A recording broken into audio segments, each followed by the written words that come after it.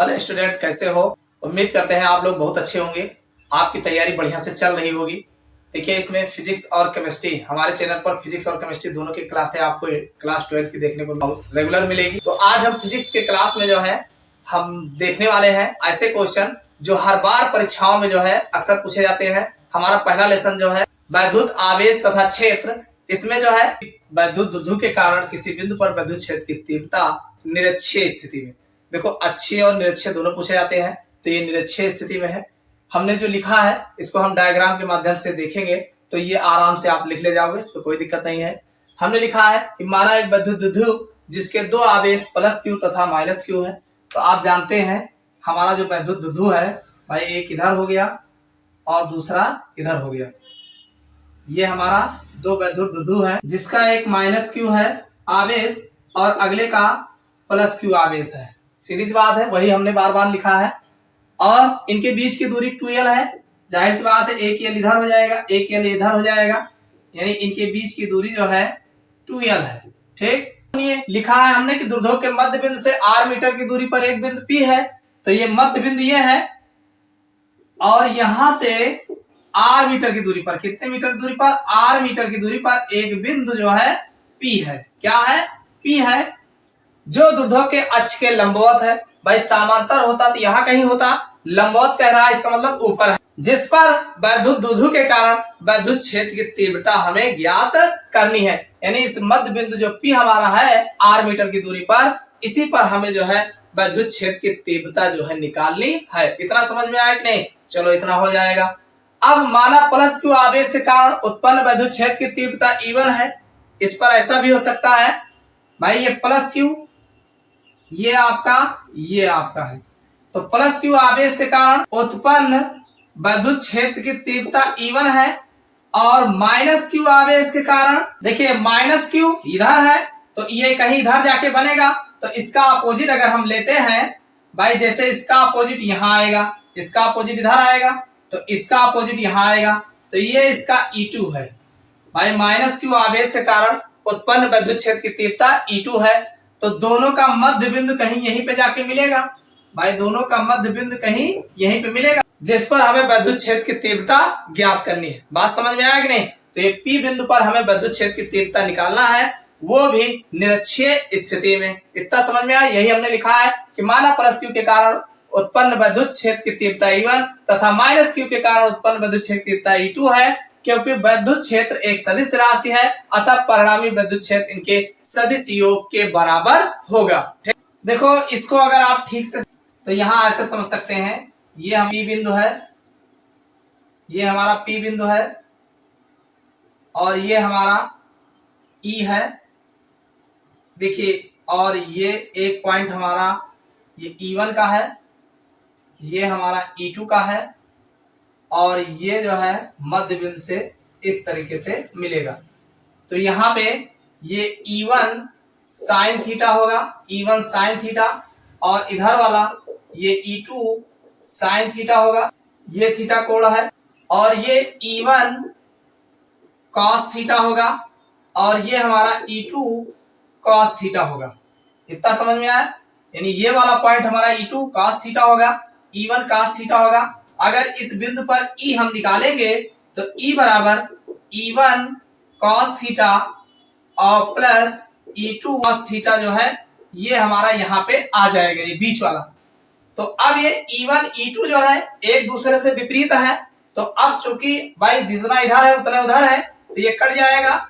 चूंकि हमारा जो फोर्स लग रहा है इस और से इधर और इधर से लग रहा है, तो ये हमारा जो है जितना ऊपर है उतने नीचे है, कट जाएगा। तो यहाँ पे हमें जो निकालना है ये हमारा E बराबर E1 cos theta plus E2 cos theta, यही हमें निकालना है।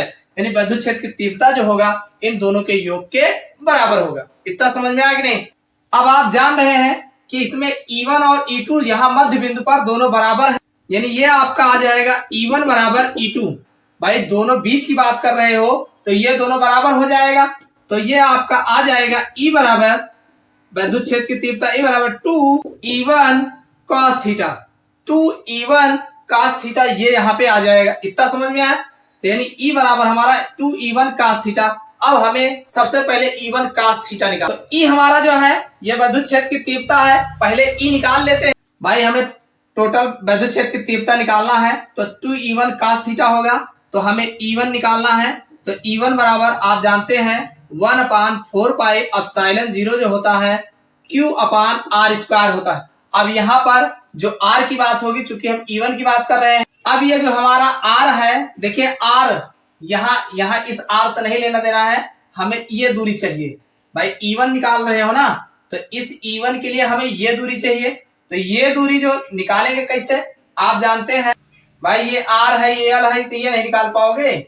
ये हमारा मिल जाएगा अंडर रूट, भाई ये लंब है, ये आधार है, कर्ण है, तो कर्ण बराबर जो हमारा मिलेगा under root R² plus L², यही तो मिलेगा। ये हमारा यहाँ का इधर भी वही होगा under root R² plus L², ये हमारा ये हो जाएगा, इधर भी अंडर रूट R² और प्लस L²। भाई ये R², तो ये यहाँ पे Q/R मतलब under root R² plus L², ये तो इसकी दूरी हो गई। साथ में हमें पूरे का भाई तीव्रता जो होता है E बराबर 1/4 पाई एप्सिलॉन 0 Q/r² होता है। तो R की वैल्यू हमारा इतना है, स्क्वायर रहेगा ही रहेगा। अब आप देख रहे हैं ये अंडर रूट में है, ये स्क्वायर लगा है, तो ये आपका E1 बराबर आ जाएगा 1/4 पाई एप्सिलॉन 0 Q/ भाई अंडर रूट हट जाएगा R² प्लस L², ये हमारा इतना आ जाएगा। तो ये तो बात E1 की हो गई।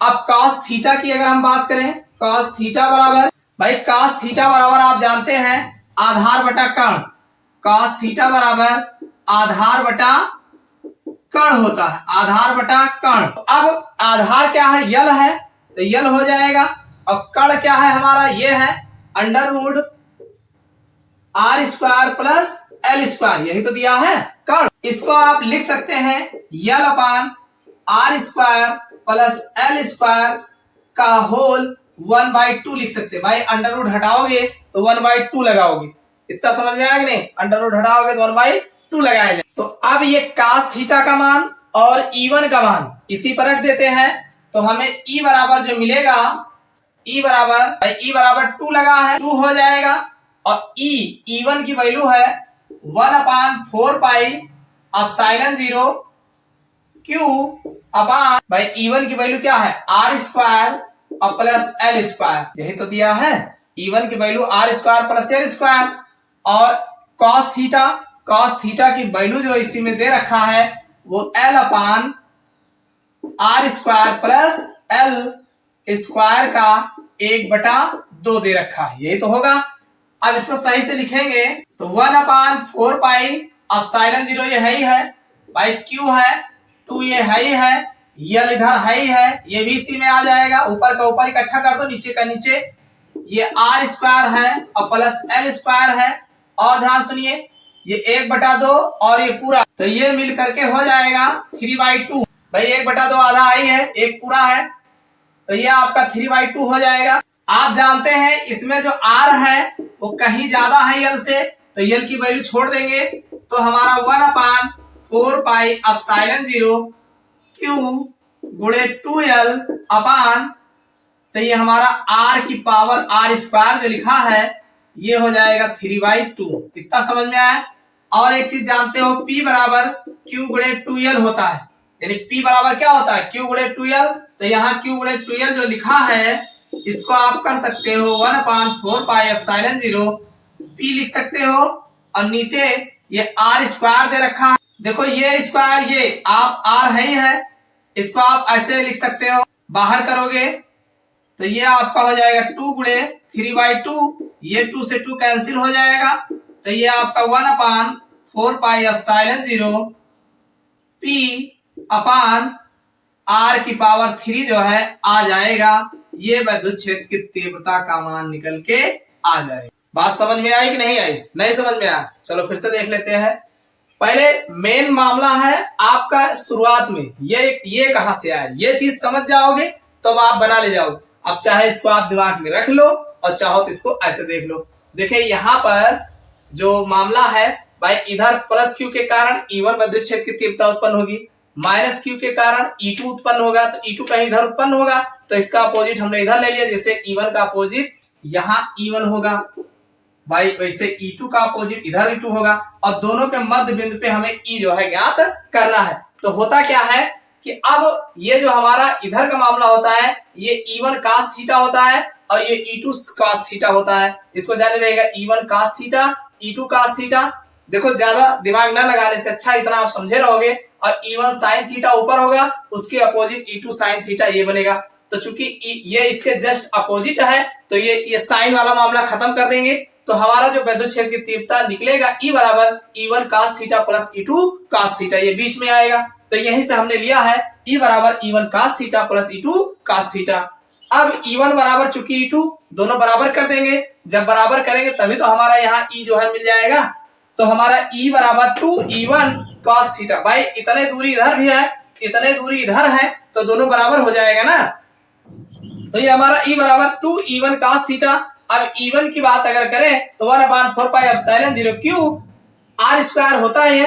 तो आप E1 की बात कर रहे हो, तो यहां से यहां तक की दूरी आपको चाहिए, तो यहां से यहां तक दूरी अगर इसको कर्ण मान लिया जाए, ये आधार और ये लंब, तो आप under root R square plus L square ये वैल्यू यहां से यहां तक मिल जाएगी, ये ऐसे इधर मिल जाएगी, ऐसे इधर मिल जाएगी। तो ये आपका हो जाएगा, इसका वर्ग हटाओगे भाई अंडर रूट में है, तो ये आपका R प्लस L का स्क्वायर जो है मिल जाएगा।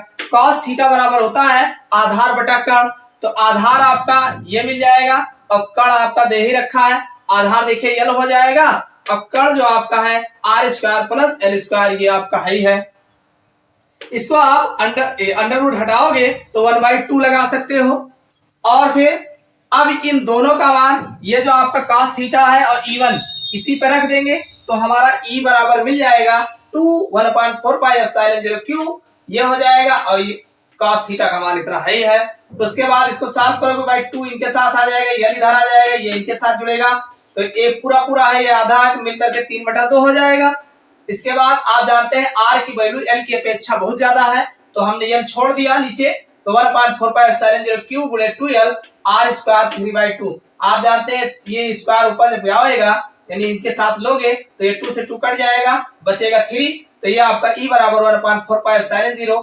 देखिए आप P बराबर Q इंटू 2L जानते हैं, तो हमने ऊपर जो है यहाँ Q इंटू 2L की जगह पे P लिख दिया है, और ये P बाई R3 जो है यहाँ पे बचेगा, ये 3 बचेगा, R के ऊपर पावर 3 आएगा। तो इस तरीके से निरक्षीय स्थिति में जो है विद्युत क्षेत्र तीव्रता ज्ञात की जाती है। समझ में आ गया होगा, मोस्ट इंपॉर्टेंट है। तो इस क्लास में इतना है, फिर अगले क्लास में मिलते हैं।